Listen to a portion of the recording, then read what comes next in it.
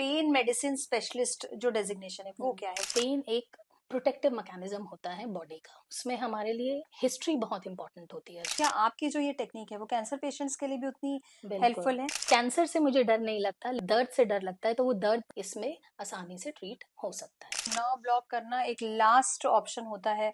But कुछ ऐसे nerve blocks भी बनाए गए हैं जो कि माइग्रेन के ट्रीटमेंट में काफी सहायक होते हैं। How physiotherapy treatment is different from this pain medicine treatment? उसके लिए हम पेशेंट को एजुकेट करते हैं और हम बताते हैं उन्हें कि हर एक दर्द का इलाज मुमकिन है। क्या इसे सिर्फ वो निडल के जरिए ठीक किया जाता है? तो पहला स्टेप होता है हमारा दवाइयों के द्वारा, दूसरा स्टेप होता है हमारा पेशेंट को एक टारगेटेड इंडिविजुअलाइज एक्सरसाइज बताना। पेन किलर्स कितने हार्मफुल हैं? वो हमारे किडनी और लिवर को इफेक्ट करता है, जो पेन के सिग्नल्स पैर में पहुंचा रही है और ब्रेन में पहुंचा रही है उसे कट ऑफ कर देते हैं। नमस्कार, हम हर हफ्ते आपके लिए लाते हैं एक नया गेस्ट, एक नया अतिथि हमारे पॉडकास्ट में। और आज हमारे पॉडकास्ट में हमने बुलाया है डॉक्टर बबलेश महावर को, जो कि पेन मेडिसिन स्पेशलिस्ट है। मैम, कार्यक्रम में आपका बहुत स्वागत करते हैं। नमस्कार। नमस्कार रचना जी, जी बहुत बहुत धन्यवाद यहाँ जी पे निमंत्रण देने के लिए। जी, थैंक यू मैम। दर्शकों, आपको हम बता दें कि बहुत बार हमें पेन होता है, pain management, pain specialist management से आप थोड़ा-सा कन्फ्यूज़ हो सकते हैं। पेन कई बार इतना बढ़ जाता है कि हमें सर्जरी तक की नौबत आ जाती है। आजकल बहुत सारे पेन चल रहे हैं, जैसे माइग्रेन, स्पॉन्डिलाइटिस और भी ब्ला-ब्ला, जो हम मैम से डिस्कस करेंगे। वो पेन बिना किसी सर्जिकल मेथड के भी ठीक हो सकता है। आइए, आपकी दर्द की दवा हम आज लेके आए हैं डॉक्टर बबलेश महावर जी। मैम से हम सुनेंगे कि कैसे आप इस दर्द को ठीक कर सकते हैं। Hello ma'am. मैम, सबसे पहले मेरा सवाल आपके लिए ये होगा कि जो पेन मेडिसिन स्पेशलिस्ट जो डेजिग्नेशन है वो क्या है, वो हमारे दर्शकों के लिए? जी। पेन मेडिसिन स्पेशलिस्ट, मैं दर्शकों को बताना चाहूँगी कि ये एक नई पद्धति है, जो कि यूजुअली एमडी एनेस्थीसिया के बाद हम जब सुपर स्पेशलाइज़ेशन करते हैं पेन मेडिसिन के अंदर, तब ये ब्रांच जो है ये डेवलप हुई है और पिछले 20 सालों में इसमें बहुत काम किया गया है। और ये एक एलोपैथिक ब्रांच है और इसमें जो है बहुत तरीके से जो है, जो भी दर्द होता है हमारा हेड से टो तक, उसके लिए स्पेशलाइज़्ड डॉक्टर्स होते हैं और ट्रीट करने के लिए ये ब्रांच बनाई गई है। जी। मैम, आमतौर पे हम जैसे माइग्रेन होता है, सबसे बड़ी समस्या है खासकर महिलाओं की। हुँ। माइग्रेन देखते हैं हम, स्पॉन्डिलाइटिस देखते हैं, सर्वाइकल पेन देखते हैं। और भी जैसे-जैसे उम्र बढ़ती जाती है, 40 प्लस की महिलाओं को आप एड़ी में पेन होता है, या मैं कहूँ बैक पेन्स होते हैं, तो क्या ये सब का भी ट्रीटमेंट पॉसिबल है? तो बहुत ही अच्छा प्रश्न पूछा आपने अर्चना जी। और ये जो सारे पेन्स होते हैं, ये यूजुअली हमारी माताओं में ज़्यादा होते हैं।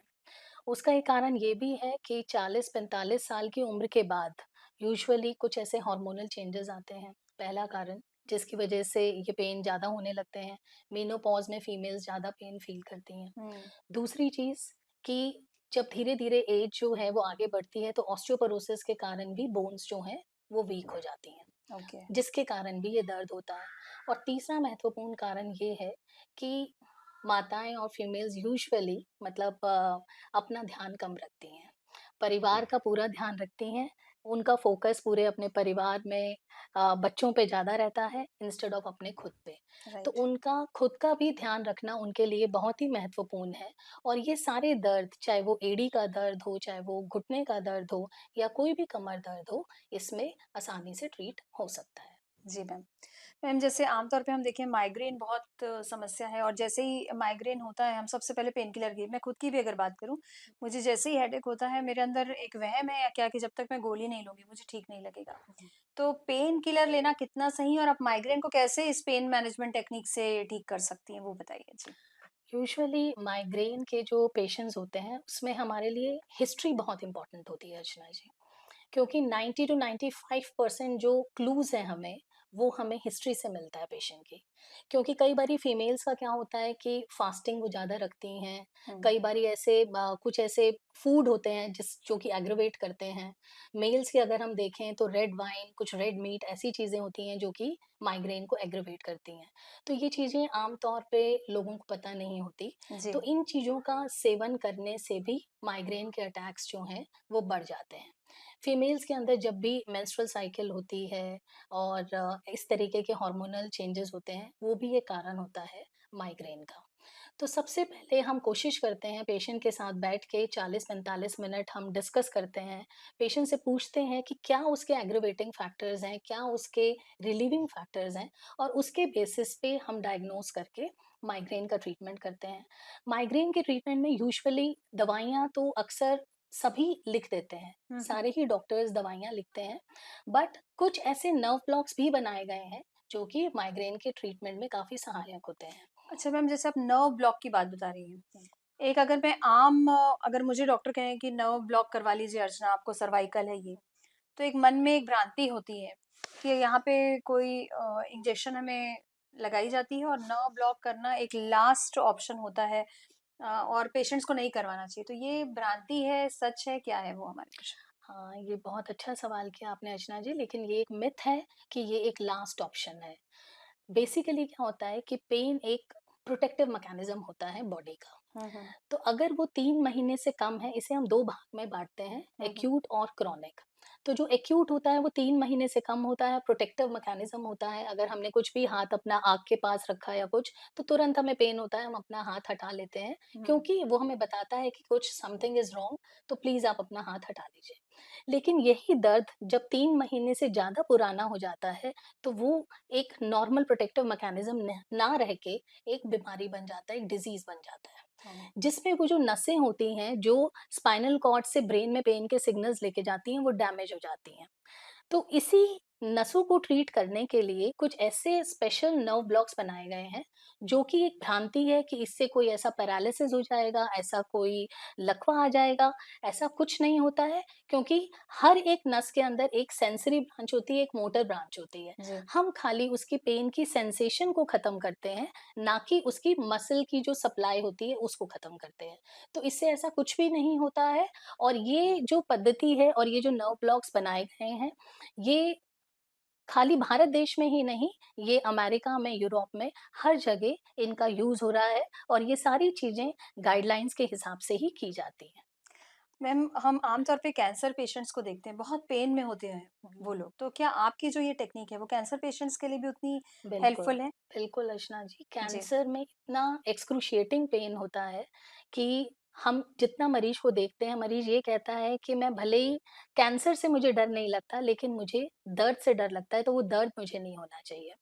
तो कुछ ऐसे सिम्पैथेटिक ब्लॉक्स होते हैं, मान लीजिए अगर हेड एंड नेक कैंसर है, ऊपर का कैंसर है, गले का कैंसर है, पेट का कैंसर है, पैनक्रियाज़ का कैंसर है, हर एक बॉडी के पार्ट के हिसाब से डिवाइड करके कुछ ऐसे सिम्पैथेटिक नर्व ब्लॉक्स होते हैं जो बनाए गए हैं, हुँ, हुँ। जिसको हम एक्स-रे की मशीन में देख के या सीटी की मशीन में देख के हम उस नस तक पहुँचते हैं और उसको उसके पेन सिग्नल्स को कट ऑफ करके उसके पेन को खत्म कर देते हैं। तो ये एक मान लेना एक मिथ है कि मुझे अगर कैंसर हो गया है, तो अब दर्द जो है वो लिख दिया गया है भाग्य में, ऐसा नहीं है। हर एक दर्द का इलाज मुमकिन है। अगर उसे 100% ना ठीक कर सके, तो भी 80 और 90% ठीक करके हम उनकी क्वालिटी ऑफ लाइफ को बेहतर बना सकते हैं। जी। मैम, आम तौर पे हमको सर्वाइकल स्पॉन्डिलाइटिस होता है या स्पॉन्डिलाइटिस आजकल तो खराब बॉडी पोस्चर की वज़ह से, क्योंकि मोबाइल का इतना हम हुँ, इनटेक कर रहे हैं, राइट, तो खराब बॉडी पोस्चर की वज़ह से spondylitis is a very common problem. बिल्कुल। तो जो डॉक्टर्स होते हैं, वो हमें फिज़ियोथेरेपी की सलाह देते हैं कि कम से कम आप 3-4 महीने की फिज़ियोथेरेपी कीजिए, जो ये स्पैज़्म आ जाता है, ऐसे हुँ। कहते हैं, उससे वो ठीक हो जाएगा। तो how it is different from physiotherapy, मतलब how physiotherapy treatment is different from this pain medicine treatment? Right. इसमें ये जो यूजुअली आपने सवाल किया, इसको यूजुअली हम टेक्स्ट नेक सिंड्रोम कहते हैं। हुँ, ये बहुत ज़्यादा बैंकर्स के अंदर होती है, आईटी प्रोफ़ेशनल्स के अंदर होती हैं या जो लोग यंग जनरेशन हमारी वर्क फ्रॉम होम काम कर रही है, हुँ। उसमें होती है और ये बॉडी का पुअर पोस्चर की वजह से यूजुअली ये दिक्कत आने लगती है कि इतना संगीन नेक पेन होता है पेशेंट को और वो दोनों भागों में जाने लगता है और इतनी क्वालिटी ऑफ लाइफ खराब हो जाती है कि यूजुअली वो अपने काम से छुट्टी लेना प्रेफ़र करते हैं रादर देन काम पे जाना क्योंकि डेस्क वर्क होता है और बहुत घंटे उनको 8-8 10-10 घंटे जो है वो डेस्क पे बैठना पड़ता है। तो इसमें जो है अगर इतना संगीन पेन है पेशेंट को, तो कोई भी पेशेंट कभी भी जो है इतने संगीन पेन में फिज़ियोथेरेपी के लिए कोऑपरेट नहीं करता है। उसको क्यों? इमीडिएट रिलीफ चाहिए, यस, उसको राइट। इमीडिएट रिलीफ चाहिए। तो ultimately physio is a very good thing और वो हमें हमेशा करनी चाहिए। लेकिन हम पहले पेन को ठीक करें, उन मांसपेशियों में कुछ ऐसे ट्रिगर पॉइंट इंजेक्शंस होते हैं, कुछ ऐसी ड्राई नीडलिंग होती है और कुछ ऐसे पोस्चर एजुकेशन होती है जिसे हम हेल्दी स्पाइन एर्गोनॉमिक्स कहते हैं। उसके लिए हम पेशेंट को एजुकेट करते हैं और हम बताते हैं उन्हें कि इस प्रकार से इन ट्रिगर पॉइंट इंजेक्शंस की मदद से जो कि 2 या 3 सिटिंग में बहुत सहायक होती हैं पेशेंट्स के लिए और वो देके और पेशेंट अपने आप से फिर खुद जो है वो रिहैब करता है फिजियोथेरेपी की मदद से या अपने घर में खुद से कर सकता है और वो अल्टीमेटली बहुत लाभ देती हैं। तो फिजियोथेरेपी और पेन मैनेजमेंट दोनों ही एंटायरली डिफरेंट ब्रांचेस हैं, लेकिन दोनों को कोलैबोरेट करके चलना ही उचित है। मैम जैसे फिज़ियोथेरेपी में हम आमतौर पे देखते हैं कि जो रिलीफ़ होता है, वो थोड़ा-सा टेम्परेरी होता है मैं कहूँगी। आपको थोड़े दिन आप करवाते हैं और जब तक आप करवाते हैं तब तक तो आपको रिलीफ़ होता है, लेकिन उसके बाद वो रिवर्स हो जाता है। मतलब अगेन व्हेन यू स्टॉप्ड तो थोड़े दिन बाद वो इट विल रिवर्स। तो क्या ये जो टेक्निक है पेन मेडिसिन मैनेजमेंट की, तो क्या इसमें भी ऐसा होता है कि आज पेशेंट ने ट्रीटमेंट करवाया, तो कुछ प्रोबेबिलिटी ऐसी है कौन-कौन से प्रिकॉशंस है जो हमको रखना है ताकि ये पेन वापस ना उठे? बिल्कुल। अभी जो है हमारी जैसे Indian society for the study of pain है, इसमें कुछ ऐसी एडवांस टेक्निक्स हैं जो कि अमेरिका में भी हो रही हैं, यूरोप में भी यूज़ हो रही हैं, जिसे हम रेडियो फ्रीक्वेंसी अब्लेशन कहते हैं। ये टेक्निक्स ऐसी हैं जो जी। सालों-साल हमें उस दर्द से जो है आराम देती हैं। जैसे कुछ पेशेंट्स को बहुत ज़्यादा संगीन फेस पे पेन होता है, जिसे हम ट्राइजेमिनल न्यूरैल्जिया कहते हैं। ऐसे न्यूरैल्जिक पेन इतना करंट टाइप का पेशेंट को जो है हर वक़्त लगता है कि ना वो पेशेंट बोल पाता है, ना ठंडी हवा में बैठ पाता है, ना किसी कपड़े से कुछ कवर कर सकता है और ना ही खा पाता है। इतना ओह! संगीन पेन होता है। क्या होता है वो पेन मतलब एग्ज़ैक्टली? ट्राइजेमिनल न्यूरैल्जिया बोलते ओके। हैं उसे। वो बेसिकली नसों पे दबाव होने की वजह से ऐसा पेन होता है। ओह! तो इसमें हम जैसे रेडियो फ्रीक्वेंसी अब्लेशन करते हैं, एक हुँ, छोटी-सी नीडल डाल के पेशेंट को, वो सालों तक पेशेंट को आराम देती है। तो पेन मैनेजमेंट में ऐसा नहीं है कि कोई भी ट्रीटमेंट टेम्परेरी है। ये जो जितनी भी एडवांस टेक्निक्स हैं, इसकी वजह से हमें काफ़ी लंबे अरसे तक पेशेंट को दर्द में आराम मिलता है और बहुत 90 टू 100% पेशेंट्स जो हैं, उनकी क्वालिटी ऑफ लाइफ इम्प्रूव हो जाती है। तो ये जो आप निडल बॉडी में इंसर्ट करते हैं, तो क्या ये अंदर ही रहती है निडल की नहीं, ऐसे? नहीं। ये नहीं, नहीं। कुछ अगर मैं जैसे जानकारी के तौर पे बताऊँ कि पहले अगर हम हार्ट से रिलेटेड कुछ भी होता था, हुँ, तो बायपास सर्जरी ही एक ऑप्शन थी, अगर राइट। हम पहले देखें। हुँ, लेकिन अभी एंजियोप्लास्टी के द्वारा जस्ट एक तार के ज़रिए हम उसको ट्रीट कर सकते हैं। उसी तरीके से ये एक नई पद्धति है, जिसमें हम एक छोटी-सी नीडल परक्यूटेनियस एक नीडल डालते हैं। हुँ, अगर मान लीजिए चेहरे पे दर्द है पेशेंट को, तो कहाँ की नस डैमेज्ड है, वो हुँ, देखना हुँ, इम्पोर्टेंट है। हुँ, तो वहाँ से हम नीडल डालते हैं, उस नर्व तक पहुँचाते हैं अंडर द इमेज गाइडेंस, सब कुछ इमेज गाइडेंस के अंदर हो रहा है, या तो हुँ, अल्ट्रासाउंड में देख के या सीटी की मशीन हुँ, में देख के और वहाँ तक हम पहुँचते हैं, वहाँ पे हम दवाई देते हैं या रेडियो फ्रीक्वेंसी अब्लेशन करते हैं और वापस आ जाते हैं। ना चेहरे पे कोई भी कट होता है, ना पेशेंट को ज़्यादा कोई जनरल एनेस्थीसिया की ज़रूरत पड़ती है, ना उसको कोई लंबा स्टे करने की ज़रूरत होती है। अरे वाह! खाली डे केयर में ही इसका अच्छे से इलाज हो जाता है। ओके। तो मैम ये जो पेन मेडिसिन ट्रीटमेंट है, इसमें जैसा नाम है इसका पेन मेडिसिन, तो क्या इसे सिर्फ़ वो निडल के ज़रिए ठीक किया जाता है या कोई मेडिसिन भी आप रिकमेंड करते हैं पेशेंट को? इसके 3-4 अर्चना जी ऐसे मतलब हमारे स्ट्रैटेजीज़ होती हैं जी। कि हम पहले पेशेंट से बात करते हैं, उसके पेन जनरेटर को खोजने की कोशिश करते हैं हुँ, कि कहाँ पे पेन आ कहाँ से रहा है। हुँ, क्योंकि हर बारी एमआरआई या एक्स-रे हमें बता दे कि दर्द कहाँ से आ रहा है, ये मुमकिन नहीं होता। हुँ, हुँ, हुँ, क्लिनिकल एग्ज़ामिनेशन उतना ही महत्वपूर्ण होता है और बल्कि ज़्यादा महत्वपूर्ण होता है हुँ, रादर देन एमआरआई या फिर एक्स-रे। ओके। तो पहले उसे हम आइडेंटिफ़ाई करते हैं, उसको आइडेंटिफ़ाई करने के बाद ही हम डिसाइड करते हैं कि हमें किस तरीके से उस नस को ब्लॉक करना है या करना भी है कि नहीं करना है। और सबसे पहले हम दवाई देके कोशिश करते हैं पेशेंट को ठीक करने की। तो पहला स्टेप होता है हमारा दवाइयों के द्वारा, दूसरा स्टेप होता है हमारा पेशेंट को एक टारगेटेड इंडिविजुअलाइज़ एक्सरसाइज़ बताना। जी। अगर पेशेंट इन सब चीज़ों को रिस्पॉन्ड नहीं करता है, then only we advise for the intervention या फिर कोई भी नर्व ब्लॉक। और बहुत सारी चीज़ें काउंसलिंग से भी हल होती हैं, क्योंकि कई बारी दर्द इतना संगीन हो जाता है पेशेंट को कि वो बहुत सोचने लगता है, उसकी साइकोलॉजी पे असर आने लगता है। तो counselling also plays a very important role in to this. ये नर्व ब्लॉक के कोई साइड इफ़ेक्ट्स हैं मैम? कोई साइड इफेक्ट नहीं है इसका। ओके, ये मिप्सी के नाम से होता है। MIPSI in the sense minimally invasive pain and spine interventions. Okay. Minimally invasive होती हैं, मतलब कोई कट नहीं लगता, कोई चीरा नहीं लगता, कोई ऑपरेशन की ज़रूरत नहीं होती। एक सिंपल जैसे कोई भी कोविड या कोई भी हम आईएम इंजेक्शन लगाते हैं बच्चों को, उस प्रकार से हम नीडल डालते हैं परक्यूटेनियसली स्किन के अंदर और अपना दवाई देते हैं या रेडियो फ्रीक्वेंसी करते हैं और बाहर आ जाते हैं। पेशेंट को पता भी नहीं चलता कि उस तरीके से ऐसा कोई उन्हें दर्द नहीं होता। खाली हम लोकल एनेस्थीसिया देते हैं और ये प्रोसीजर्स कर लेते हैं। और ऐसा कुछ है कि ट्रीटमेंट करवाने के बाद इतने दिन का रेस्ट करना है या फिर बिल्कुल नहीं, प्रिकॉशन? बिल्कुल नहीं। Immediately second day patient active हो बिल्कुल, सकता है? बिल्कुल एक्टिव होते हैं, तभी ये पद्धति डेवलप हो रही हैं, क्योंकि ना तो इसमें हमने कुछ चीरा लगाया, हुँ, ना हमने आगे के लिए पेशेंट को कोई इतनी रिकवरी की फ़ास्ट हो या कुछ ऐसा है। क्योंकि कुछ अगर हमने कुछ काटा ही नहीं या कुछ हमने किया ही हुँ, नहीं, तो उसमें फिर पेशेंट की रिकवरी का कोई सवाल ही नहीं हुँ, उठता। राइट। बहुत जल्दी जो है इसमें तुरंत हम 2 घंटे के अंदर पेशेंट को डिस्चार्ज कर देते हैं एज़ अ डे केयर, और बहुत सारे प्रोसीजर्स तो हम ओपीडी बेसिस पे भी करते हैं। जी। मैम जब हम पेन किलर्स की बात करते हैं क्योंकि पेन तो इतना सीवियर होता है जैसे हेडेक की ही मैं बात करूँ, तो उसमें हम पेन किलर्स लेते हैं। पेन किलर्स कितने हार्मफुल हैं? पेन किलर्स तो बहुत, बहुत, बहुत ज़्यादा हार्मफुल हैं। मैं हुँ, आपको हमेशा यही कहूँगी कि अगर कभी भी दर्शकों से ये रिक्वेस्ट करूँगी रादर, कि अगर कभी भी आपको लगता है कि कोई भी पेन आपका 3 महीने से ज़्यादा पुराना हो रहा है और सेटल नहीं हो रहा, नॉर्मल कोई भी पेन किलर खा के जो कि आपने 3 दिन खाया या 5 दिन खाया, तो उससे ज़्यादा उसको प्लीज़ ना लें, क्योंकि पेन किलर जो है वो हमारे किडनी और लिवर को इफ़ेक्ट करता है।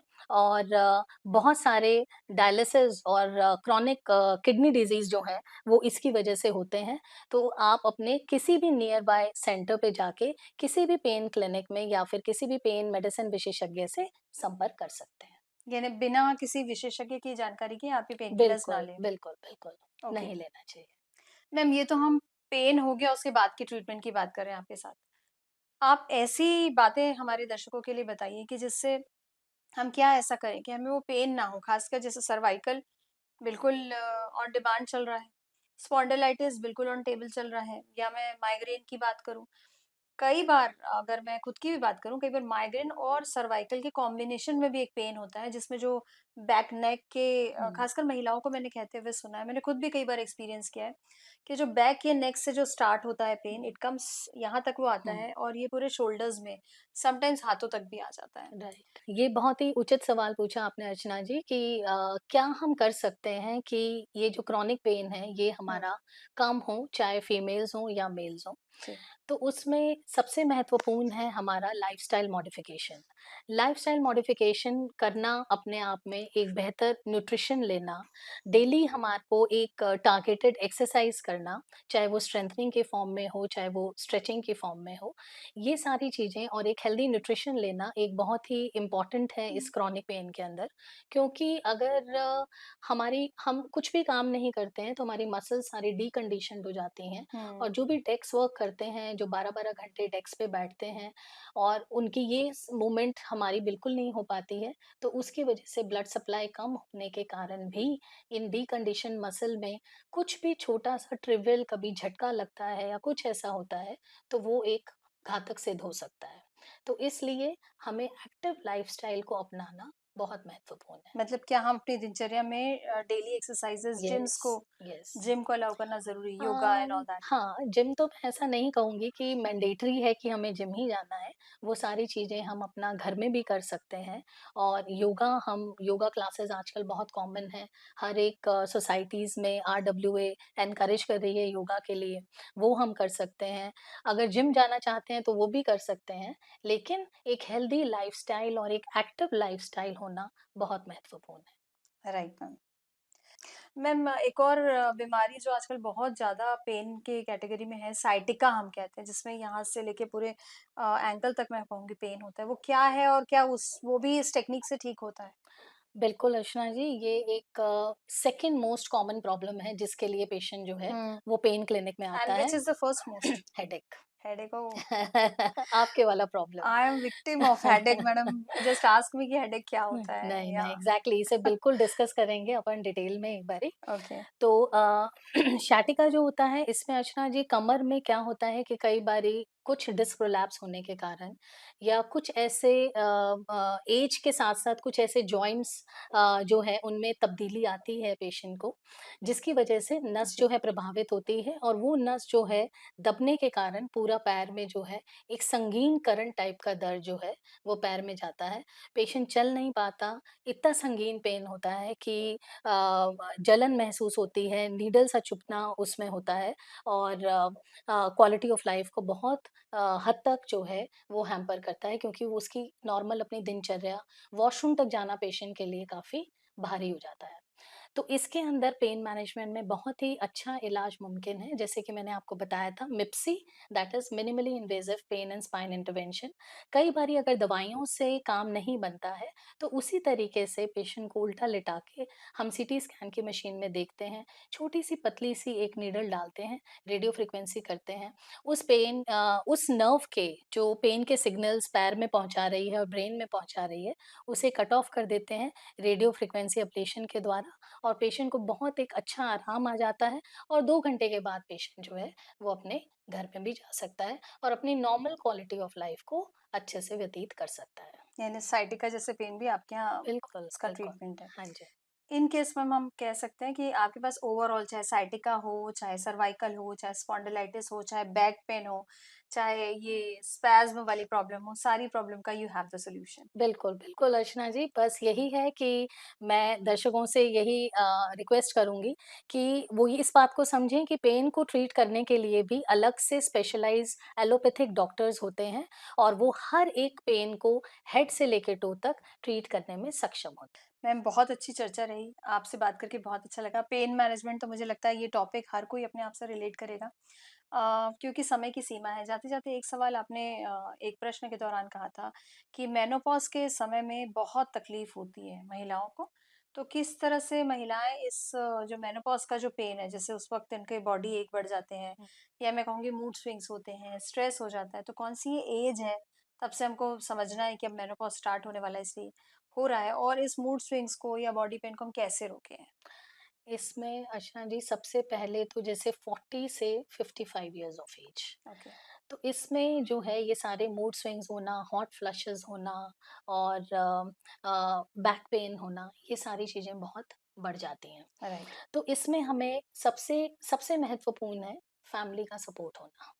किसी भी फीमेल के लिए एक फैमिली का सपोर्ट होना, उसके हस्बैंड का समझना, उनके बच्चों का समझना और डेली अपनी दिनचर्या में कुछ ना कुछ एक्सरसाइज को इनकॉर्पोरेट करना पहले से ही ये हुँ। बहुत बहुत बहुत ज़रूरी है कि वो डेली एक्टिव रहें, पूरा समय परिवार को दें, मैं मना नहीं करती, लेकिन थोड़ा-सा समय, थोड़े से अपना आधा घंटा, 40 मिनट अपने लिए भी निकालें, एक्टिव लाइफ़स्टाइल अपनाएँ, एक हेल्दी न्यूट्रिशन खाएँ और उससे हम इन चीज़ों को जो है काफ़ी हद तक कम कर सकते हैं।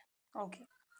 Doctor thank you so much. आप हमारे बुलाने से आई और इतनी अच्छी जानकारी आपने दी और इतनी अच्छी चर्चा रही हमारे बीच। पेन मैनेजमेंट जैसे मैंने कहा ये हॉट टॉपिक है। सबको ज़रूरत है आज हर वर्ग हम एक छोटे से बच्चे से क्योंकि मोबाइल एडिक्शन बहुत बढ़ गया है। छोटे से बच्चे से लेके एक हम अब वो वृद्धावस्था वाली बात नहीं है बैक हुँ, पेन। हुँ। अब तो वो मैं अर्ली 30s में, बिल्कुल, अर्ली बिल्कुल, 40s में भी वो चीज़ें आ गई हैं। बिल्कुल। तो जैसा मैम ने बताया तो मैम आप आई इसलिए आपको थैंक यू सो मच और नहीं, बहुत-बहुत धन्यवाद। Thank you so much Archana ji. जी, थैंक यू सो मच। जी। दर्शकों देखा आपने हमारे साथ थी डॉक्टर बबलेश महावर मैम जी, जिन्होंने आज हमें पेन मैनेजमेंट हम कैसे करें बॉडी एक में जैसा मैंने बताया अभी सिर्फ बच्चों सिर्फ ये वृद्धावस्था तक सीमित नहीं है अब बच्चों से लेके हर आयु वर्ग में ये दर्द की समस्या बहुत बढ़ गई है। सिर से लेके पाँव तक कहीं भी हमें जब दर्द होता है तो हम इस तरीके से ना पेन किलर बिना खाए या बिना किसी सर्जिकल प्रोसेस के हम बहुत ही बेहतरीन तरीके से इस पेन मेडिसिन टेक्निक के माध्यम से अपने पेन को कम कर सकते हैं। उम्मीद करते हैं कि आज की जानकारियाँ आपको बेहद पसंद आई होगी। आने वाले अंकों में ऐसे ही महत्वपूर्ण विषयों को आपके बीच लेकर उपस्थित होंगे। तब तक दीजिए हमें विदा। नमस्कार।